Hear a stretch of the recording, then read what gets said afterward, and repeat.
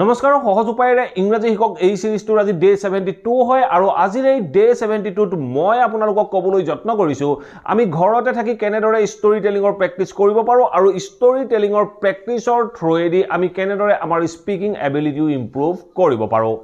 আজিৰ এই ভিডিঅ'টোত মই আপোনালোকৰ বাবে এটা শৰ্ট ষ্টৰী লৈ আহিছো আৰু এই শৰ্ট ষ্টৰীটোৰ প্ৰত্যেকটো লাইন আমি কেনেদৰে অসমীয়াৰ পৰা ইংৰাজীলৈ ট্ৰান্সলেট কৰিব পাৰো তাৰ বিষয়ে মই আপোনালোকক ষ্টৰীটোৰ মাধ্যমেৰে সবিশেষ কৈ যাবলৈ যত্ন কৰিছো আপোনালোকে ভিডিঅ'টো স্কিপ নকৰাকৈ হেকলৈকে চাব ষ্টৰীটোৰ কনসেপ্টটো আপোনালোকে মনত ৰাখিবলৈ যত্ন কৰিব আৰু ভিডিঅ'টো চাই শেষ হোৱাৰ পাছত আপোনালোকে এই ষ্টৰীটোকে ইংৰাজীত ক'ব পাৰিছে নাই এবাৰ নিজকে প্ৰেক্টিছ কৰাই চাবলৈ যত্ন কৰক যদি আপোনালোকে এই ষ্টৰীটো ক'ব পাৰিছে তেতিয়াহলে আপোনালোকে এনে ধৰণে বিভিন্ন ষ্টৰী মনতে ভাবি ল'বলৈ যত্ন কৰক আৰু সেই ষ্টৰীবোৰ ইংৰাজীত ক'বলৈ বা ইংৰাজীলৈ ট্ৰান্সলেট কৰিবলৈ যত্ন কৰিব ডেফিনেটলি আপোনালোকে সহজে বাক্যবোৰ ইংৰাজীলৈ ট্ৰান্সলেট কৰিব পাৰিব আৰু এসপ্তাহ 10 দিন প্ৰেক্টিছ কৰাৰ পাছত আপোনালোকে যিকোনো বাক্য সহজে এনে ধৰণে অসমীয়াৰ পৰা ইংৰাজীলৈ ট্ৰান্সলেট কৰিব পাৰিব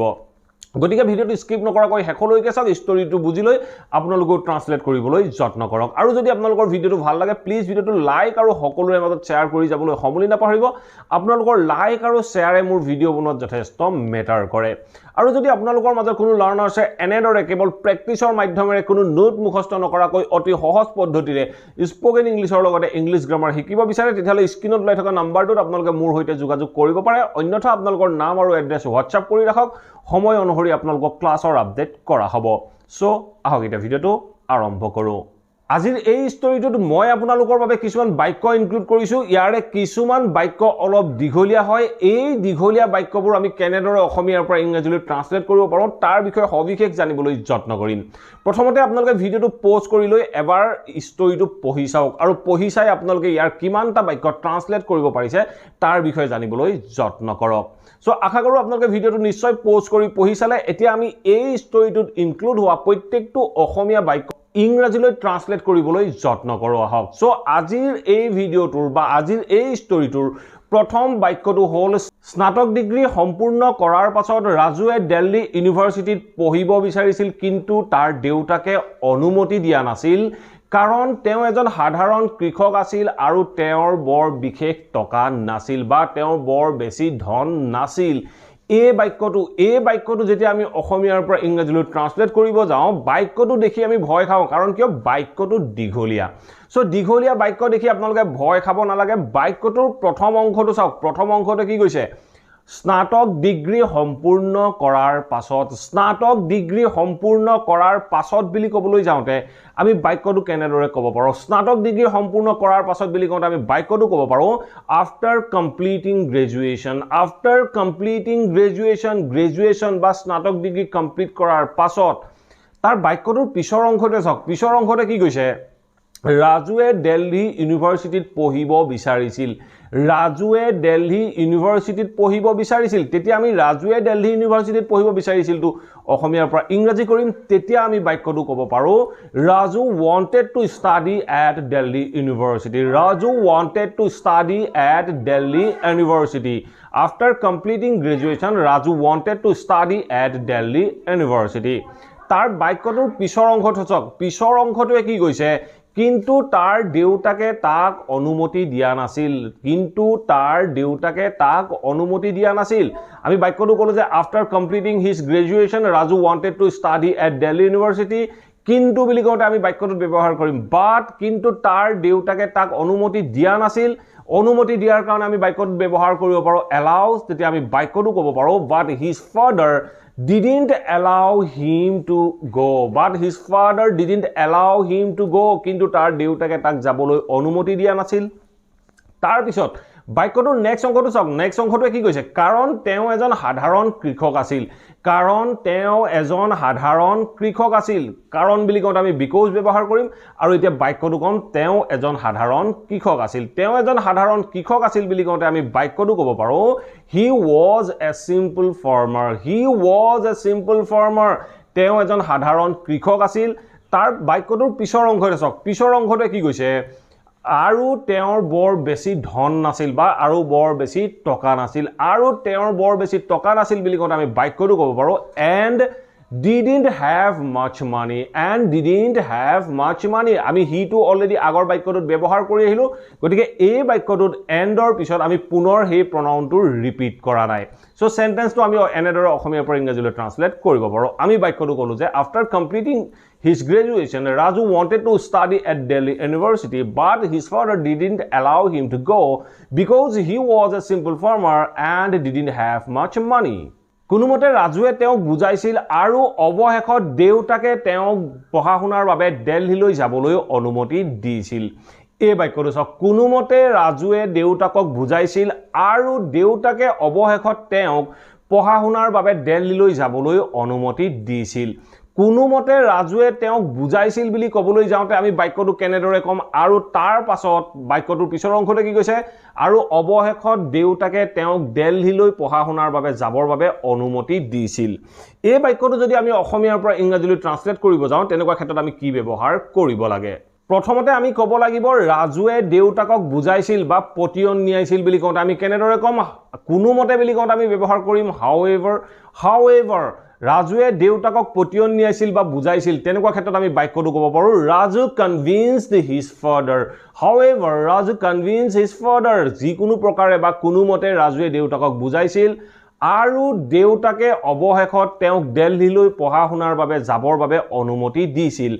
আৰু দেউতাকে অৱশেষত বুলি কওঁতে আমি কি ক'ব পাৰো আমি ক'ব পাৰো and he finally allowed him to go to Delhi and he finally allowed him to go to Delhi for his studies এনেধৰণে বাক্যটো আমি অসমীয়াৰ পৰা ইংৰাজীলৈ ট্ৰান্সলেট কৰিম আমি বাক্যটো ক'লো যে however Raju convinced his father and he finally allowed him to go to Delhi for his studies এক সপ্তাহৰ পাছত ৰাজু যাবৰ বাবে হাজু হৈছিল আৰু দেউতাকে তেওঁক ৰেলৱে ষ্টেচনত থৈ আহিছিল এই বাক্যটো কি কৈছে এক সপ্তাহৰ পাছত ৰাজু যাবৰ বাবে হাজু হৈছিল আৰু দেউতাকে তেওঁক ৰেলৱে ষ্টেচনত থৈ আহিছিল প্ৰথমতে আমি ক'বলৈ যত্ন কৰো এক সপ্তাহৰ পাছত ৰাজু যাবৰ বাবে হাজু হৈছিল এক সপ্তাহৰ পাছত বুলি কওঁতে আমি বাক্যটোত ব্যৱহাৰ কৰিম after a week এক সপ্তাহৰ পাছত ৰাজু যাবৰ বাবে হাজু হৈছিল বুলি কওঁতে আমি বাক্যটো ক'ব পাৰো Raju got ready to leave বা আমি ক'ব পাৰো Raju got ready to go এনেধৰণেও আমি বাক্যটো ক'ব পাৰো আমি বাক্যটো ক'লো যে after a week Raju got ready to leave এক সপ্তাহৰ পাছত ৰাজু যাবলৈ ৰেডি হৈছিল বা যাবৰ বাবে হাজু হৈছিল তাৰ পিছত কি কৈছে দেউতাকে তেওঁক ৰেলৱে ষ্টেচনত থৈ আহিছিল দেউতাকে তেওঁক ৰেলৱে ষ্টেচনত থৈ আহিছিল বুলি কওঁতে আমি কি ক'ব পাৰো আমি ক'ব লাগিব যে and his father dropped him at the railway station so বাক্যটো সব কেনেদৰে ক'লো আমি প্ৰথমতে ক'লো এক সপ্তাহৰ পাছত বুলি কওঁতে after a week Raju got ready to leave আৰু দেউতাকে ৰেলৱে ষ্টেচনত থৈ আহিছিল বুলি কওঁতে আমি বাক্যটো ক'লো and his father dropped him at the station আৰু দেউতাকে তেওঁক ৰেলৱে ষ্টেচনত থৈ আহিছিল ঠিক আছে এতিয়া চাও আমি নেক্সট সেন্টেন্সটো তেওঁলোক যেতিয়া ষ্টেচন গৈ পাইছিল ট্ৰেইনখন ইতিমধ্যে আহিছিল এই বাক্যটো চাওক তেওঁলোক যেতিয়া ষ্টেচন গৈ পাইছিল ট্ৰেইনখন ইতিমধ্যে আহিছিল তেওঁলোক যেতিয়া গৈ পাইছিল বুলি কওঁতে আমি কি ক'ম when they reached the station তেওঁলোক যেতিয়া ষ্টেচন গৈ পাইছিল ট্ৰেইনখন অলৰেডি আহিছিল বা ট্ৰেইনখন ইতিমধ্যে আহিছিল the train had already arrived so আমাৰ কমপ্লিট সেন্টেন্সটো হ'ল when they reached the station the train had already arrived ঠিক আছে এতিয়া চাও আমি নেক্সট সেন্টেন্সটো ৰাজুৱে তৎক্ষণাত আশীৰ্বাদ লবৰ বাবে দেউতাকৰ চৰণ স্পৰ্শ কৰিছিল আৰু ট্ৰেইনখনত উঠিছিল ৰাজুৱে তৎক্ষণাত দেউতাকৰ আশীৰ্বাদ লবৰ বাবে দেউতাকৰ চৰণ স্পৰ্শ কৰিছিল আৰু ট্ৰেইনখনত উঠিছিল এই বাক্যটো আমি কেনেদৰে ইংৰাজীত ক'ব পাৰো সো আমি প্ৰথমতে ক'ব লাগিব Raju immediately touched his father's feet to take place এনেধৰণে আমি বাক্যটো ক'ব লাগিব ৰাজু immediately touched ৰাজুৱে তৎক্ষণাত চুইছিল কি চুইছিল his father's feet তেওঁ দেউতাকৰ ভৰি দুখন চুইছিল immediately touched his father's feet to take place আশীৰ্বাদ লবৰ বাবে দেউতাকৰ চৰণ দুখন চুইছিল আৰু তেওঁ ট্ৰেইনখনত উঠিছিল বুলি কওঁতে আমি বাক্যটোত ক'ব লাগিব and boarded the train Raju immediately touched his father's feet to take place and boarded the train এনেধৰণে আমি বাক্যটো ইংৰাজীত কম ঠিক আছে এতিয়া আমি নেক্সট সেন্টেন্সটো হি লক্ষ্য কৰিছিল এজন বৃদ্ধ মানুহ তেওঁৰ সন্মুখৰ আসনত বহি আছিল আৰু ফোনত কথা পাতি আছিল এই বাক্যটো আমি ইংৰাজীত ক'ব লাগে হি লক্ষ্য কৰিছিল এজন বৃদ্ধ মানুহ তেওঁৰ সন্মুখৰ আসনত বহি আছিল আৰু ফোনত কথা পাতি আছিল এই বাক্যটো ইংৰাজীত কওঁতে আমি কেনেদৰে ক'ম হি লক্ষ্য কৰিছিল হি নোটিছড তেওঁ লক্ষ্য কৰিছিল তেওঁ কি লক্ষ্য কৰিছিল an old man was sitting in the seat an old man was sitting in the seat এজন বৃদ্ধ মানুহ সিটটোত বহি আছিল ক'ত in front of him তেওঁৰ সন্মুখৰ আসনখনত এজন বৃদ্ধ মানুহ বহি আছিল and talking on phone আৰু ফোনত কথা পাতি আছিল so আমাৰ complete sentence to হ'ল he noticed an old man was sitting in the seat in front of him and talking on phone ফোনটো শেষ কৰাৰ পাছত বৃদ্ধ মানুহজনে ৰাজুৰ লগত কথা পাতিবলৈ আৰম্ভ কৰিছিল ফোনটো শেষ কৰাৰ পাছত বা ফোনটো কটাৰ পাছত বৃদ্ধ মানুহজনে ৰাজুৰ লগত কথা পাতিবলৈ আৰম্ভ কৰিছিল এই বাক্যটো আমি কেনেদৰে ইংৰাজীত ক'ব পাৰো সো প্ৰথমতে আমি ক'ব লাগিব ফোনটো শেষ কৰাৰ পাছত বা কটাৰ পাছত তেতিয়া আমি বাক্যটো ক'ব পাৰো after ending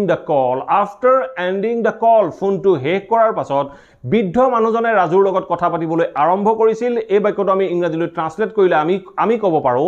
the old man started talking to Raju after ending the call the old man started talking to Raju ফোনটো শেষ কৰাৰ পাছত বা ফোনটো কটাৰ পাছত বৃদ্ধ মানুহজনে ৰাজুৰ লগত কথা পাতিবলৈ আৰম্ভ কৰিছিল after ending the call the old man started talking to Raju ঠিক আছে এতিয়া আমি নেক্সট সেন্টেন্স কি কৈছে তেওঁলোকৰ কথা বতৰাৰ মাজত ৰাজুৱে জানিব পাৰিছিল যে বৃদ্ধ মানুহজন এজন অৱসৰপ্ৰাপ্ত সৈনিক তেওঁলোকৰ কথা বতৰাৰ মাজত ৰাজুৱে জানিব পাৰিছিল যে বৃদ্ধ মানুহজন এজন অৱসৰপ্ৰাপ্ত সৈনিক এই বাক্যটো আমি ইংৰাজীত ক'ব লাগে সো প্ৰথমতে আমি ক'ব লাগিব কথা বতৰাৰ মাজত তেওঁলোকৰ কথা বতৰাৰ মাজত বুলি কওঁতে আমি বাক্যটোত ব্যৱহাৰ কৰিব পাৰো during their conversation তেখেতসকলৰ কথা বতৰাৰ মাজত ৰাজুৱে জানিব পাৰিছিল যে বুলি ক'বলৈ যাওঁতে আমি বাক্যটোত ব্যৱহাৰ কৰিব পাৰো ৰাজু came to know মানে হ'ল জানিব পৰা সো আমি বাক্যটো ক'লো during their conversation Raju came to know that বৃদ্ধ মানুহজন এজন অৱসৰপ্ৰাপ্ত সৈনিক আছিল the old man was a retired soldier এনে ধৰণে আমি বাক্যটো ইংৰাজীত ক'ব লাগে সো আমি বাক্যটো ক'লো যে during their conversation Raju came to know that the old man was a retired soldier কিছু সময়ৰ পাছত তেওঁলোক দুয়ো টোপনি গৈছিল এই বাক্যটো আমি কেনেদৰে ক'ব পাৰো কিছু সময়ৰ পাছত বুলি কওঁতে আমি বাক্যটোত ব্যৱহাৰ কৰিম after some time তেওঁলোক দুয়ো টোপনি গৈছিল বুলি কওঁতে আমি বাক্যটোত ব্যৱহাৰ কৰিব লাগিব they fell asleep সো আমাৰ কমপ্লিট সেন্টেন্সটো হ'ল after some time they fell asleep কিছু সময়ৰ পাছত তেওঁলোক দুয়ো টোপনি গৈছিল after some time they fell asleep ঠিক আছে এতিয়া আমি নেক্সট সেন্টেন্সটো কি কৈছে ৰাতি প্ৰায় 2 মান বজাত ৰাজু হঠাতে হাড় পাইছিল আৰু দেখিছিল যে তেওঁৰ ওচৰত কোনোবা মানুহ এজন থিয় হৈ আছিল এই বাক্যটো আমি ইংৰাজীত ক'বলৈ যত্ন কৰিব লাগে সো বাক্যটো কি কৈছে ৰাতি প্ৰায় 2 মান বজাত ৰাজু হঠাতে হাড় পাইছিল আৰু দেখিছিল যে তেওঁৰ ওচৰত এজন মানুহ থিয় হৈ আছিল কোনোবা এজন মানুহ থিয় হৈ আছিল প্ৰথমতে আমি ক'বলৈ যত্ন কৰো ৰাতি প্ৰায় 2 মান বজাত ৰাজু হাড় পাইছিল ৰাতি প্ৰায় 2 মান বজাত বুলি কওঁতে আমি বাক্যটোত ব্যৱহাৰ কৰিম around 2 o'clock at night ৰাতি প্ৰায় 2 মান বজাত ৰাজু হঠাতে হাড় পাইছিল Raju suddenly woke up around 2 o'clock at night Raju suddenly woke up ৰাতি প্ৰায় 2 মান বজাত ৰাজু হঠাতে হাড় পাইছিল and saw that আৰু দেখিছিল যে কি দেখিছিল কোনোবা এজন মানুহ তেওঁৰ কাষত থিয় হৈ আছিল someone was standing near him so এনে ধৰণে আমি বাক্যটো ইংৰাজীলৈ ট্ৰান্সলেট কৰিম so আমি বাক্যটো ক'লো যে around 2 o'clock at night Raju suddenly woke up and saw that someone was standing near him এনে ধৰণে আমি বাক্যটো ক'ম ঠিক আছে এতিয়া আমি নেক্সট সেন্টেন্সটো কি কৈছে সেই সময়তে বুঢ়া মানুহজনো হাড় পাইছিল আৰু তৎক্ষণাত সেই ব্যক্তিজনক ধৰিছিল আৰু ৰাজুৱে লাইটটো জ্বলাই দিছিল এই বাক্যটো কি কৈছে আৰু সেই সময়তে বুঢ়া মানুহজনো হাড় পাইছিল আৰু তৎক্ষণাত সেই ব্যক্তিজনক ধৰিছিল যিজন ব্যক্তি থিয় হৈ আছিল সেই ব্যক্তিজনক ধৰিছিল আৰু সেই সময়তে ৰাজুৱেও লাইটটো জ্বলাই দিছিল এনেকুৱা অৰ্থৰ বাবে আমি এই বাক্যটো কেনেদৰে অসমীয়াৰ পৰা ইংৰাজীলৈ ট্ৰান্সলেট কৰিব পাৰো আৰু সেই সময়তে বুলি কওঁতে আমি বাক্যটোত ক'ব পাৰো at the same time সেই সময়তে বুঢ়া মানুহজনো হাড় পাইছিল বুলি কওঁতে আমি বাক্যটোত ক'ব পাৰো the old man also woke up at the same time সেই সময়তে the old man also woke up and immediately caught the person আৰু তৎক্ষণাত সেই মানুহজনক ধৰিছিল while Raju turned on the light আৰু সেই সময়তে ৰাজুৱেও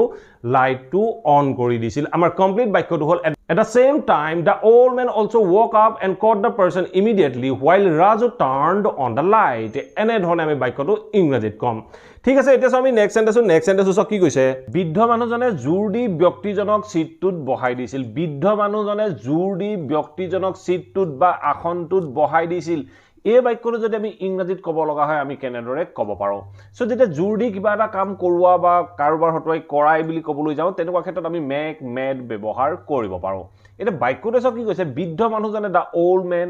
জোৰ দি কৰোৱাইছিল ব্যক্তিজনক তেতিয়া আমি বাক্যটোত ক'ব লাগিব the old man made the person বহুৱাই দিছিল তেতিয়া আমি ক'ব লাগিব made the person sit on the seat এনে ধৰণে আমি বাক্যটো ক'ব লাগিব আমি বাক্যটো ক'লো যে the old man made the person sit on the seat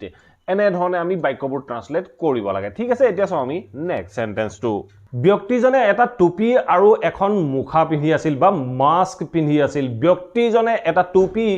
আৰু এখন মুখা পিন্ধি আছিল বা মাস্ক পিন্ধি আছিল সো তেতিয়া আমি বাক্যটো কেনেদৰে কম আমি ক'ব লাগিব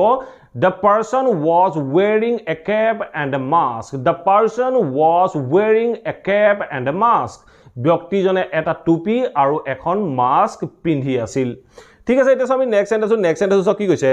যেতিয়া টুপিটো আৰু মাস্কখন অতৰাই দিয়া হ'ল হিহতি দেখিছিল যে হেইজনী এজনী ছোৱালী আছিল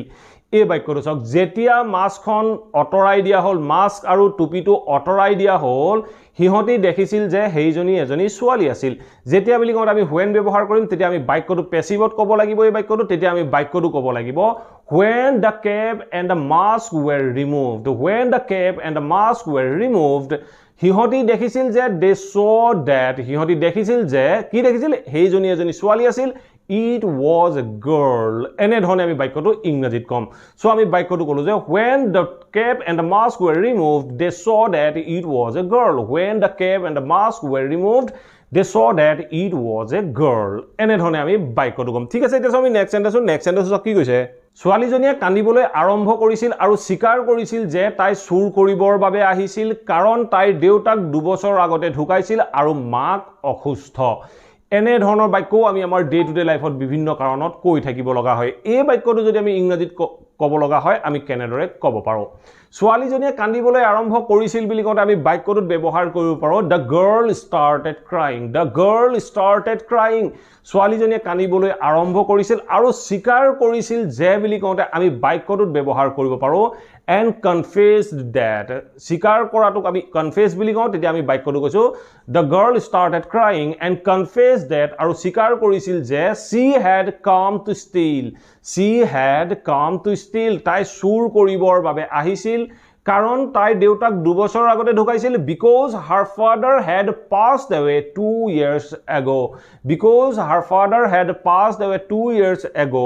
and her mother was ill এনে ধৰণে আমি বাক্যটো ইংৰাজীলৈ ট্ৰান্সলেট কৰিব পাৰো আমি বাক্যটো ক'লো যে she started crying and confessed that she had come to steal because her father had died 2 years ago বা আমি এই বাক্যটো এনে ধৰণেও ক'ব পাৰো because her father had passed away 2 years ago and her mother was ill এনে ধৰণে আমি বাক্যটো ইংৰাজীত ক'ব পাৰো ঠিক আছে এতিয়া আমি আজিৰ ষ্টৰীটোৰ নেক্সট সেন্টেন্সটো সব কি কৈছে তাই মাকক চোৱাচিতা কৰিবৰ বাবে আৰু কলেজৰ মাসুল দিবৰ বাবে যথেষ্ট বা পৰ্যাপ্ত ধন নাছিল বা টকা নাছিল এই বাক্যটো সব কি কৈছে তাই মাকক চোৱাচিতা কৰিবৰ বাবে আৰু লগতে মানে কি কলেজৰ মাসুল জমা দিবলৈ কলেজৰ ফিজ দিবলৈ তাইৰ পৰ্যাপ্ত টকা নাছিল এনে ধৰণৰ বাক্যটো আমি কেনেদৰে ইংৰাজীলৈ ট্ৰান্সলেট কৰিব পাৰো আমি ক'ব লাগিব she didn't have enough money তাই পৰ্যাপ্ত টকা নাছিল যথেষ্ট টকা নাছিল কি কৰিবলৈ মাকক চোৱাচিতা কৰিবলৈ বুলি কওঁতে আমি বাক্যটোত ক'ব পাৰো she didn't have enough money to take care of her mother এনে ধৰণে আমি বাক্যটো ক'ব লাগে আমি বাক্যটো ক'লো যে she didn't have enough money to take care of her mother আৰু কলেজৰ মাসুল জমা দিবলৈ বা কলেজৰ মাসুল দিবলৈ or to pay her college fees এনে ধৰণে আমি বাক্যটো ক'ব পাৰো সো আমি বাক্যটো ক'লো যে she didn't have enough money to take care of her mother or to pay her college fees এনে ধৰণে আমি ক'ব লাগে ঠিক আছে এতিয়া আমি আজিৰ এই ভিডিওটোৰ লাষ্ট সেন্টেন্সটো কি কৈছে এই কথাবোৰ শুনি বৃদ্ধ মানুহজনে তাইক অলপ টকা দিছিল আৰু ছোৱালীজনী নেক্সট ষ্টেচনত ট্ৰেইনৰ পৰা নামি গৈছিল এই বাক্যটো আমি ইংৰাজীত ক'বলৈ যত্ন কৰিব লাগে এই কথাবোৰ শুনি বুলি কওঁতে আমি বাক্যটোত কি ব্যৱহাৰ কৰিম আমি ক'ব পাৰোঁ যে হিয়াৰিং দিছ এই কথাবোৰ শুনি বৃদ্ধ মানুহজনে তাইক অলপ টকা দিছিল the old men gave her some money hearing this the old men gave her some money এই কথাবোৰ শুনি বৃদ্ধ মানুহজনে তাইক অলপ টকা দিছিল আৰু তাই নেক্সট ষ্টেচনত ট্ৰেইনখনৰ পৰা নামি গৈছিল তেতিয়া আমি বাক্যটো ক'ব লাগিব and she got off মানে হ'ল ট্ৰেইনৰ পৰা নমা got on মানে হ'ল কৰবাত উঠা সো আমি get on ব্যৱহাৰ কৰোঁ কৰবাত ট্ৰেইন বাছ আদিত উঠিবৰ বাবে আৰু get off আমি ব্যৱহাৰ কৰোঁ বাছ ট্ৰেইন ফ্লাইট আদিৰ পৰা নমা বুজাবৰ বাবে সো তেতিয়া আমি বাক্যটো কৈছো she got off the train at the next station এনে ধৰণে আমি বাক্যটো ক'ব পাৰোঁ সো আমি বাক্যটো ক'লো যে hearing this the old man gave her some money and she got off the train at the next station এনে ধৰণে আমি বিভিন্ন ষ্টৰী আমি আমাৰ ডে টু ডে লাইফত ভাবিব লাগে ইয়াক আমি অসমীয়াৰ পৰা ইংৰাজীলৈ ট্ৰান্সলেট কৰিবলৈ যত্ন কৰিব লাগে আপোনালোকে যিমান প্ৰেক্টিছ কৰিব যিমান যত্ন কৰিব আপোনালোকৰ বাবে এই বাক্যবোৰ নিজে নিজে সহজ হ'বলৈ আৰম্ভ কৰিব সো আপোনালোকে বাক্যবোৰত ভুল হৈছে নেকি কৰবাত কিবা লগাব লাগে নেকি বা কি ওয়াৰ্ড ব্যৱহাৰ কৰিব লাগে তাৰ বিষয়ে জানিবৰ বাবে আপোনালোকে গুগল ব্যৱহাৰ কৰিব পাৰে ChatGPT ব্যৱহাৰ কৰিব পাৰে সো এনে ধৰণে যেটা প্ৰেক্টিছ কৰিব ডেফিনেটলি আপোনালোকেও আপোনালোকৰ স্পিকিং এবিলিটি বা আপোনালোকৰ ৰাইটিং এবিলিটি ইমপ্ৰুভ কৰিব পাৰিব যদি ভিডিওটো ভাল পালে প্লিজ ভিডিওটো লাইক কৰক আৰু সকলোৰে মাজত শেয়াৰ কৰি দিয়ক আৰু যদি আপোনালোকৰ কিবা টপিক বা কোৱেশ্চন থাকি গ'ল then let me know in the comment box below মই আপোনালোকৰ টপিক আৰু কোৱেশ্চনৰ ওপৰত ভিডিও প্ৰস্তুত কৰিবলৈ যত্ন কৰিম আৰু যদি এই চেনেলটো সাবস্ক্ৰাইব কৰা নাই সাবস্ক্ৰাইব কৰি অল নটিফিকেশন অন কৰি ল'ব আপোনালোকে এনে ধৰণে ঘৰতে থাকি অতি সহজে স্পোকেন ইংলিছৰ লগতে ইংলিছ গ্ৰামাৰৰ বিভিন্ন টপিক শিকি থাকিব পাৰিব thank you for watching this video have a nice day